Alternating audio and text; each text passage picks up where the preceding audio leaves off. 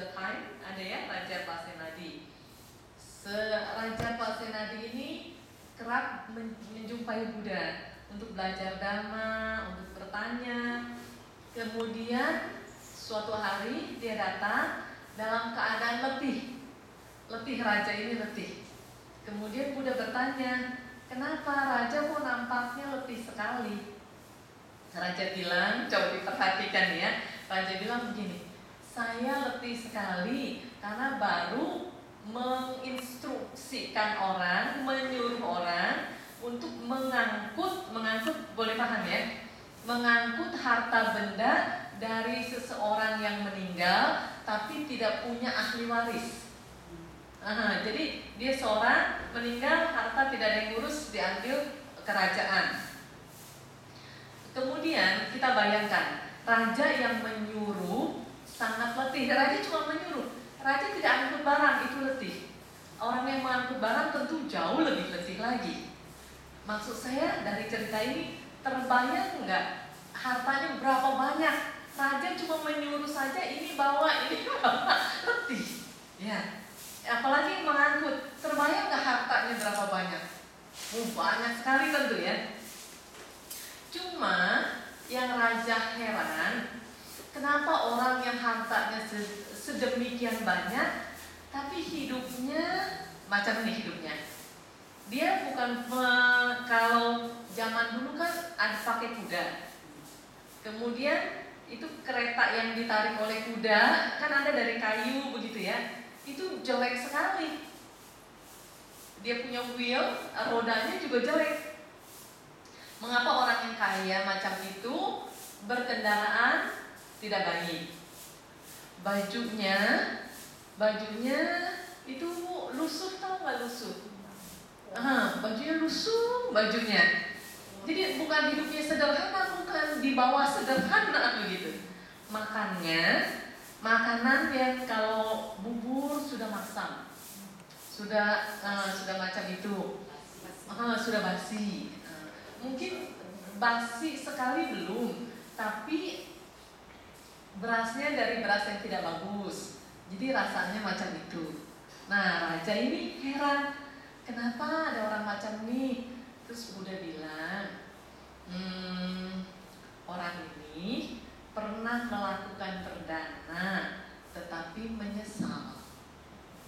Oke, sekarang begini ya.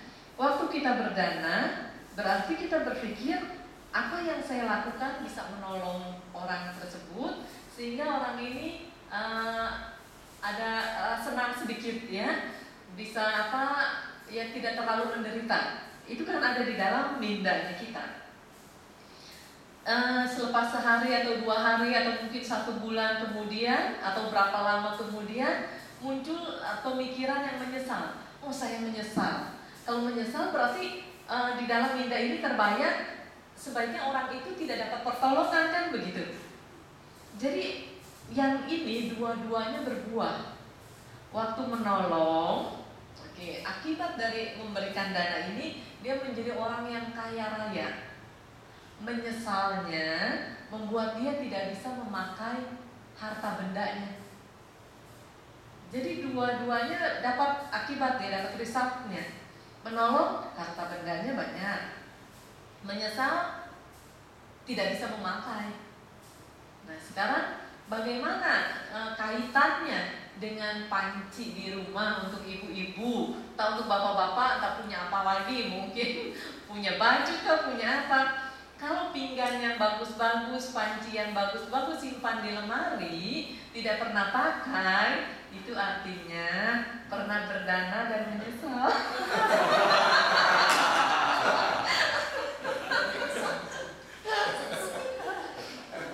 Iya, dia banget punya bagus-bagus. Saya baru dengar lagi cerita ada orang yang baru meninggal, kainnya bagus-bagus, belum pernah pakai, sampai rusak di lemari. Iya. Ini ibu-ibu banyak panci di rumah tidak pernah pakai. Panci bagus tidak dipakai, simpan. Karena sayang kalau dipakai takut rusak, takut jatuh, takut waktu mencuci tidak bersih. Ya, mungkin takut nanti salah mencuci. Jadi rusak macam teflon, kalau salah mencuci kan rusak. Jadi apa yang dilakukan, simpan saja.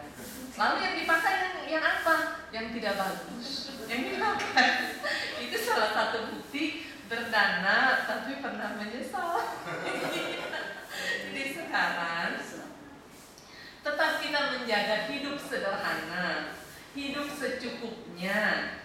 Kalau melakukan sesuatu yang baik jangan pernah menyesal. Ada barang yang baik yang bisa bermanfaat harusnya dipakai. Kan dibeli untuk dipakai, dibeli bukan untuk disimpan.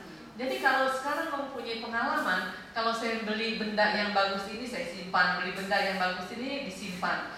Saat membeli lagi, saat akan membeli sesuatu lagi harus pikir benda ini akan saya gunakan atau akan saya simpan. Ya, kalau saya akan gunakan boleh beli. Kalau akan simpan lebih baik biarkan saja factory yang simpan. Kita tak payah simpan, ya. Ya, iya betul. Rumah penuh. Nah, sekarang kita cerita lagi banyak benda yang kita beli, kita simpan dan kita tidak pakai. Sama juga dengan karena ini adalah pattern kita, polanya kita. Jadi banyak juga dhamma yang kita baca, dhamma yang kita pelajari cuma disimpan. Ya, banyak ya yang kita pelajari kita simpan. Kita tahu apa yang harus dilakukan, harus melakukan sila, harus melakukan meditasi, tapi pengetahuan itu disimpan, takut rusak. Yang dipakai yang mana? Yang jelek yang dipakai. Ya, maksud saya kita harus belajar dari apa yang kita alami. Kalau kita menyimpan barang yang bagus tidak pernah dipakai, karena ini adalah pattern, jadi kita juga boleh paham. Oh, sama juga kita belajar dhamma cuma disimpan, tapi kita tidak pernah pakai. Jadi sekarang dhamma harus kita pakai. Barang yang jelek, benda-benda yang jelek, apa yang pakai? Kalau yang bagus-bagus, yang berkualitas kan senang dipakai. Ya, oke. Jadi sekarang kita harus belajar. Saat kita melakukan yang baik harus berdasarkan pengertian. Kenapa orang selepas berdana kemudian muncul penyesalan? Oh, main cases soal ini, ya, soalan ini. Semisal gini, seumpama kita sudah melakukan perbuatan baik, menolong orang, lalu orang yang kita tolong ini bukan berterima kasih, tapi kadang memfitnah, kadang-kadang memfitnah. Nah, lalu bagaimana kalau menghadapi orang macam ini? Biasanya kita marah atau tenang? Kita sudah menolong, tahu-tahu orang ini memfitnah. Apakah kita tenang atau kita kita marah atau kita tenang-tenang? Kita marah ya, kita marah. Begini, ada orang yang kita tolong, tapi dia memfitnah. Kemudian kita marah. Berarti itu tanpa kita sadar, di situ ada pamrih. Saya mau menolong dia, paling tidak dia jangan memfitnah. Tanpa sadar sudah terkonsep, sudah masuk di dalam mindaknya kita. Seperti sudah ada rule-nya. Kalau ditolong orang jangan memfitnah. Itu boleh berlaku untuk kita, tapi kita tidak boleh harap orang lain. Karena orang lain kita tidak bisa kontrol. Kita tidak bisa bentuk orang lain. Tapi kalau kita bisa mengontrol diri kita sendiri dan kita bisa membentuk diri kita sendiri. Ya. Sekarang bayangkan begini ya. Sudah melakukan perbuatan baik ini udah oke. Kemudian orang yang ditolong memfitnah, lalu marah-marah lagi. Sayang. Begini. Ini kita yang menolong, ini yang ditolong. Bisakah yang menolong merubah yang ditolong supaya dia tidak memfitnah? Bisa tidak? Tidak bisa, tidak bisa. Oke. Kalau kita tidak bisa merubah dia, paling tidak jangan sampai dia merubah kita. Ya. Saya tidak bisa merubah dia untuk menjadi baik, merubah dia untuk menjadi baik, tapi saya tidak bisa. Sekarang yang harus dilakukan, karena saya tidak bisa merubah dia, paling tidak jangan sampai dia merubah saya. Ya. Kalau kita sudah tidak bisa merubah dia mampu merubah kita. Oh, macam apa kita ini? Sayang ya, menjalani kehidupan dengan demikian itu sayang. Ya. Maksudnya, sekarang kita harus berpikir yang lebih lagi. Jadi begini, kalau kita sudah menolong orang yang ditolong memfitnah, kita ikut marah, itu sebuah info kalau kita belum kuat. Ya.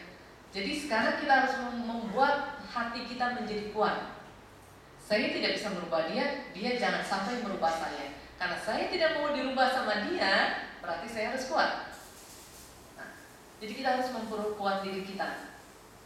Jadi kejadian, interaksi yang menyebabkan kita menolong dan kemudian difitnah kita menjadi marah. Ingat, ini sebuah pembelajaran. Kita harus belajar, saya berarti masih lemah. Saya belum menjadi orang yang kuat. Oke. Sekarang kita lihat lagi di dalam kehidupan hari-hari kita. Menjalani kehidupan ini mudah atau tidak mudah? Tidak mudah. Menjalani kehidupan hari-hari ini tidak mudah untuk orang yang ingin menjadi lebih baik dan lebih baik lagi. Tapi kalau untuk orang yang mau menjadi lebih buruk dan lebih buruk lagi, itu sangat mudah. Tapi itu bukan pilihan kita. Pilihan kita ingin menjadi orang yang lebih baik dan lebih baik lagi. Karena itu pilihan kita, ada yang harus kita bayar. Ada yang harus kita bayar. Pilihan saya ingin menjadi lebih baik dan lebih baik lagi. Dengan apa kita membayar itu? Apakah dengan uang? Bukan. Harus dibayar dengan apa? Dengan kekuatan batinnya kita. Dengan kekuatan kebaikan yang ada di dalam diri kita, itulah yang harus kita bayar. Kalau kita tidak punya alat bayar itu, kita tidak akan sampai. Kalau kebaikan kita tidak kuat, kita tidak akan mampu melewati rintangan-rintangan yang ada di dalam kehidupan. Nanti kita harus kuat. Oke. Paham semua ya, kita harus kuat. Sekarang pertanyaannya, kondisi kita yang sekarang, yang hari ini, kita yang hari ini, apakah sudah cukup kuat menghadapi itu? Belum ya, belum cukup kuat. Sekarang kita pikir lagi, belum cukup kuat. Apakah hal ini sudah dipikirkan oleh kita? Saya belum cukup kuat, atau baru sadar pagi ini? Seumpama baru sadar pagi ini, itu pun bagus. Oh, ternyata saya belum cukup kuat. Bagus. Sekarang kita harus memperkuat diri kita. Cara memperkuat diri ini, jangan pernah berharap, jangan pernah berpikir supaya orang-orang ini mengikuti apa maunya saya. Jangan berharap orang-orang mengerti saya. Kalau ingin menjalani kehidupan yang lebih baik dan lebih baik lagi, kemudian dengan harapan orang-orang mengerti saya, orang-orang membantu saya, oh kita akan gagal. Itu nggak bisa. Orang lain tidak mengerti kita, tidak apa. Yang penting kita mengerti diri kita sendiri. Apa maunya kita, apa tujuan hidupnya kita. Nah, sekarang begini. Saya mau kasih 5 pertanyaan ya Michi ya. Yang lalu kita udah kasih 5 pertanyaan. Pertanyaan yang pertama, pernah gak terpikir mengapa saya ada di sini?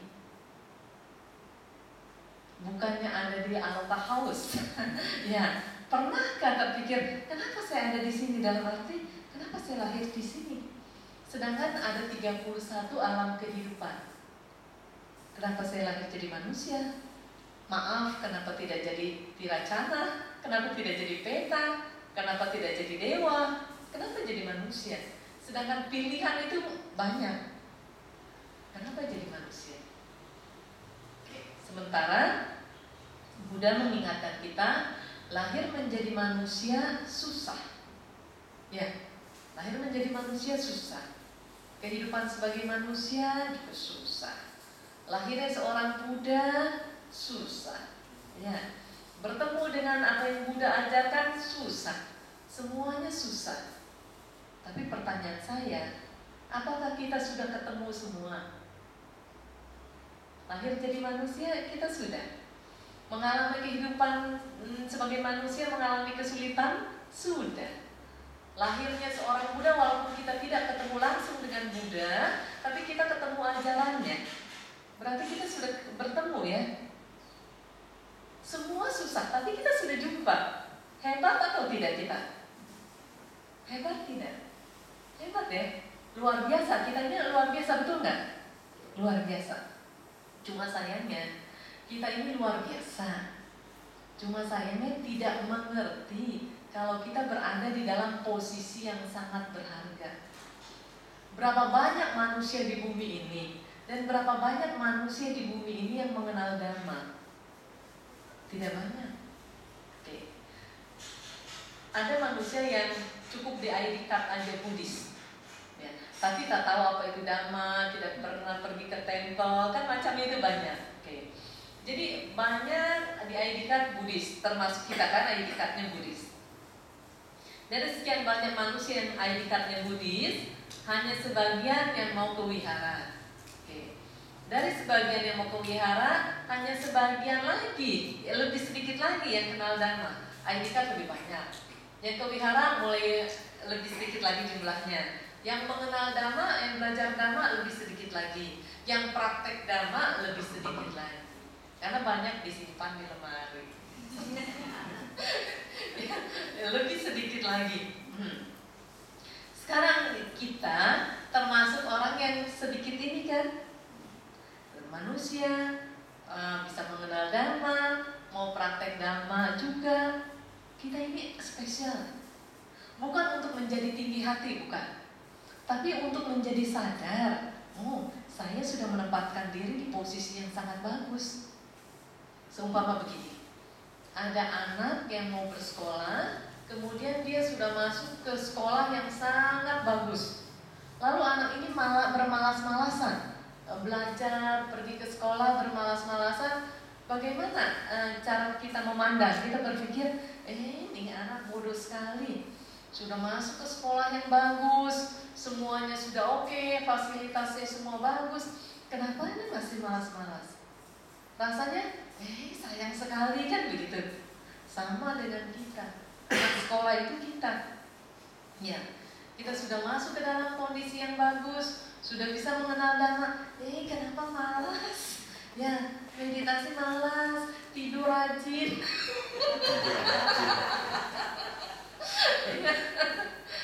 Untuk melatih sila malas, tapi gosiping rajin sekali. Jadi maksud saya banyak juga mungkin para dewa melihat manusia ini macam apa ini. Seperti kita melihat anak sekolah tadi, ya. Nah, apa yang kita harap dari anak sekolah itu? Dia sudah sehat, dapat sekolah yang bagus, semua fasilitasnya bagus. Apa yang kita harap dari anak ini? Rajin belajar, yes. Rajin belajar, usaha supaya naik kelas terus dan supaya menjadi sukses. Dalam kondisi tersebut, anak sekolah ini bisa nggak sukses? Bisa nggak? Bisa ya? Oke, itu anak sekolah. Sekarang kita kembali melihat kita. Dalam kondisi kita yang sekarang ini, bisakah kita juga menjadi sukses? Bisa nggak? Bisa.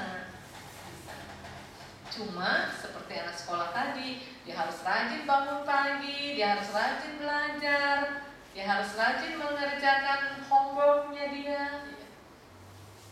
Kalau anak ini malas-malasan, tidak naik kelas. Nah, sekarang, apakah selama ini kita naik kelas atau tinggal di kelas yang lama, terus tinggal di kelas yang lama? Karena disayang ceku. Tak boleh naik kelas karena cekunya sayang. Nah, kalau kita kan sudah lihat perbandingannya ya, anak sekolah dan kita, itu macam anak sekolah yang malas. Sekarang masih ada waktu, jadi kita harus rajin-rajin ya, harus rajin. Kemudian pertanyaan yang pertama tadi belum terjawab, kenapa kita ada di sini?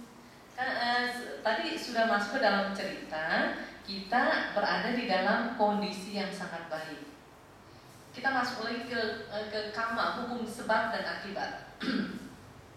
Kenapa seseorang berada di kondisi yang baik? Apa yang sudah dia buat sehingga dia berada di dalam kondisi ini? Apa yang anak sekolah itu buat sehingga dia bisa masuk ke sekolah yang bagus? Mendapat semua yang bagus, apa yang sudah dia buat? Karma baik yang sudah dia lakukan kan? Sama juga dengan kita. Kenapa kita mendapatkan kondisi sampai bisa mengenal Dhamma?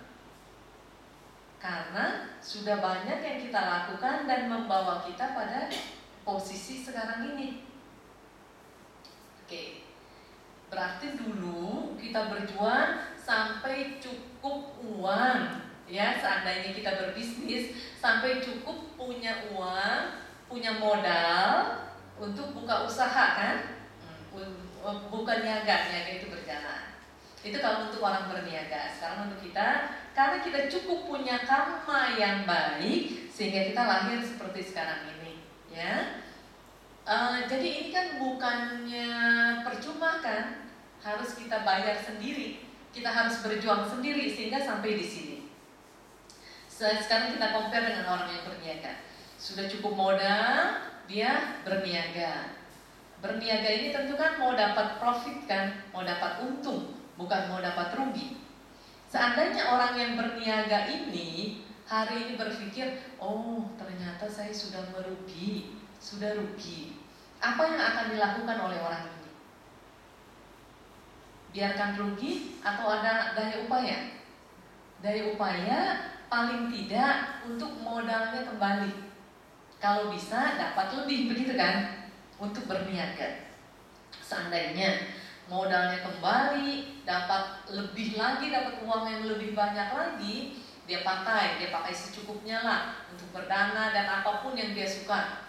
Tapi hartanya masih banyak. Kemudian waktu akhirnya, semua orang kan mesti meninggal ya. Waktu akhirnya dia meninggal, dia mati, harta yang banyak ditinggal atau dia bawa? Maunya dia bawa tapi tak boleh. Maunya dibawa tapi tak boleh bawa ya. Oke, semua ditinggal. Sekarang kita harus pikir, untuk sesuatu yang pada akhirnya ditinggal, dia berjuang dengan sungguh-sungguh. Seandainya orang yang berniaga itu adalah kita kan akan berjuang dengan sungguh-sungguh supaya pulang modal dan dapat lebih. Walaupun kita boleh paham, akhirnya ini semua akan ditinggal. Oke, cerita ini kita simpan lagi, ya, kita masuk lagi ke ceritanya kita. Macam orang berniaga, kita sudah punya modal yang besar, kemudian kita menjalani kehidupan di sekarang. Modal kita cukup untuk lahir menjadi manusia. Sekarang kita menjalani kehidupan. Nah, kita pikir, hari ini coba kita pikir, modal yang sudah kita bawa dari kehidupan yang lampau sampai hari ini, kita pikir sekarang ini lebih banyak atau berkurang modalnya ini. Ya, kalau kita pikir lebih banyak bersyukur. Kalau kita pikir modal saya sudah